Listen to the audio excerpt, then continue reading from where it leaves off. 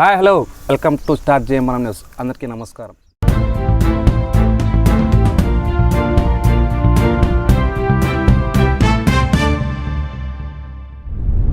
చాలా కాలం తర్వాత season 2 encounter 2గా మీ ముందుకు మళ్ళీ వచ్చాము. ఇంకా రాబో రోజుల్లో కూడా మరింత ముందుకు దూసుకుపోతాము.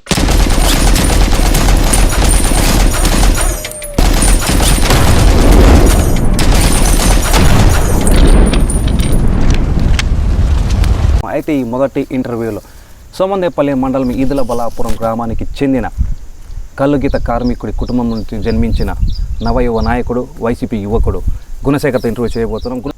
మా తాతగారి పేరు వచ్చి గుణనరసింహప్ప, మా యవ్వగారి పేరు వచ్చేసి ఎల్లమ్మ. మేము ఇద్దరు ఉండేవాళ్ళము. ఒక సిస్టర్ నుంచి చనిపోయింది చిన్నప్పుడు. సో వాళ్ళ నాన్న హెడ్ మాస్టర్గా పనిచేసేవారు. ఓకే. వారి దయతో మా అవ్వ స్కూల్లో మధ్యాహ్న భోజనం పథకం కింద పనిచేసి పోషించుకుంటూ వచ్చేవాళ్ళు. నేను 10th వరకు చదివినాను. 7th వరకు చోలేమర్లో చదువుకుండే. డిస్కనెక్ట్ అయింది. ఇక్కడ నుంచి కంటిన్యూ చేసినాను. ఇంకా అక్కడ కూడా సెట్ కాకపోతే ఎంజిఎం స్కూల్లో హిందూపూర్ 10th కంప్లీట్ చేసినాను. పనికి పోయే వాళ్ళు ఎవరు లేరు, ఒక్కనే ఉన్నాను. వంట చేసుకొని తిని స్కూల్కి పోయి ఇంకా అమ్మ పనికి పోయేవాళ్ళు ఇచ్చేవాళ్ళు. రైస్ వండుకొని ఒక రోజు తిని 3 రోజులు అట్లే ఉన్నాను వాటర్ తాగి. ఒక పెద్ద దిక్కుగా నాగభూషణ్ రెడ్డి వాళ్ళ ఫ్యామిలీ ఉంటే ఆ వచ్చి 7-8 వేలే అప్పుడు. అవి సరిపోయేటివి కాదు.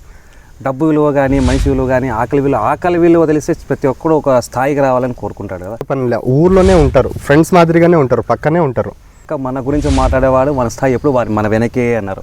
ఫ్యామిలీ ఉన్నాయి మా ఊర్లో. మా బంధువులు కానీ మా క్యాస్ట్ కానీ చేరదీసిన తర్వాత మంచి మార్గమే, ఈ పని చేయకూడదు, ఇట్లా వేరే వాళ్ళతో పోయి ఒక మాట అంటే ఇట్లా మాట్లాడకూడదు, అది తప్పు, ఏదన్నా కానీ కూర్చొని మాట్లాడితే వాళ్ళు కూడా ప్రశాంతంగానే వింటారు. ఈ ప్లేస్లో నుంచి శంకర్ నారాయణ అన్న గారు ఆయన గెలిచేంత వరకు ఒకలాగా ఉన్నారు, గెలిచిన తర్వాత ఒకలాగా మారిపోయినారు.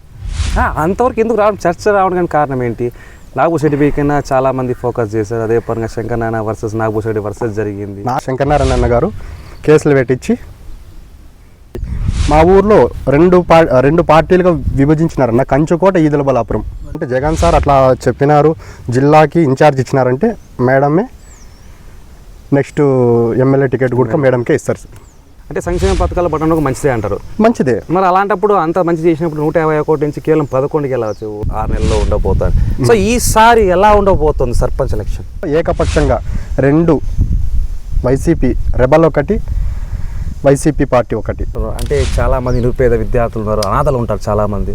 అలాంటి వాళ్ళకి ఎవరైనా భవిష్యత్తు సాయం చేయాలని ఆలోచన ఉందా? డెఫినెట్గా అన్న. నా గతంలో ఏవైనా తప్పులు చేసిండొచ్చు 1-2. Sir okay. అయితే మీరు చదువుకోలేదంటున్నారు, చదువుకునే వాళ్ళని చూస్తే ఇబ్బంది అంటారు, చిన్నపిల్లలను చూస్తే జాలంటారు, నాన్నగారు లేదు కాబట్టి కష్టాన్ని అనుభవించారు. సో ఓకే, దేవుడు మీకు 3 మహాలక్ష్మిలు ఇచ్చాడు ఆడపిల్లల్ని. రెండో పాప సమాజం కోసం కొంచెం కష్టపడాలి. అంటే ఇప్పుడు జరుగుతాండే అన్యాయాలు ఇవన్నీ చూస్తున్నాం కదా, ఒక లాయర్గా చేసి చేసుకుంటూనే పోతూ ఉండాలి.